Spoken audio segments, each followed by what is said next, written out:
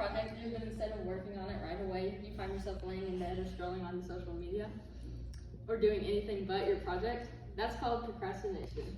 Many people deal with procrastination in their life, and in this speech I'm going to be going over what is procrastination, why do we do it, and how to overcome procrastination.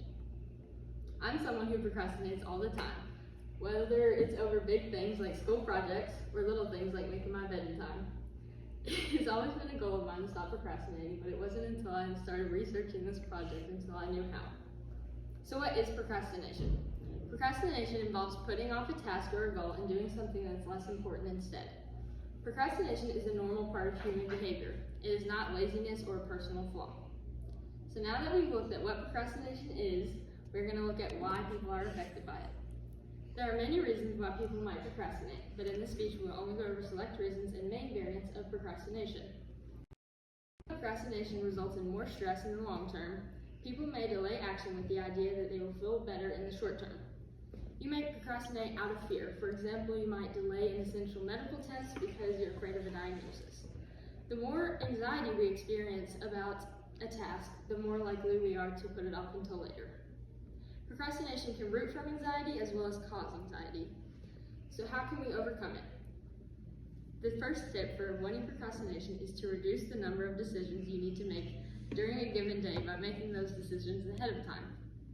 The best decision you can make towards avoiding procrastination is to plan your days in advance. One of the ways that I like to do this is by creating to-do lists, whether that's on paper or on my phone. I create a to-do list with tasks that I want to do during the day that are achievable and that I know that I can accomplish. A way to hold yourself accountable for these tasks is by rewarding yourself. Some people do this with food, things on your wish list, or even something that you can complete, like an hour of free time. The next step is to remove cues that trigger your procrastination habits in the first place. Some things that distract me are my phone, my family, and my friends. While I love spending time with my family and my friends, I also know that I need to get these tasks done before hanging out with them. A way to hold myself accountable is by not letting myself do the things that distract me before I do my task. I encourage you to try some of these steps and see if they help you procrastinate. So over this speech, we looked at what procrastination is, why we procrastinate, and how to overcome procrastination.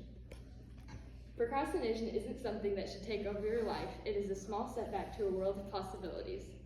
There are ways for procrastination to not be a big part of your life. We just have to do our best to make sure we are doing things to the greatest of our abilities, procrastination free. Thank you.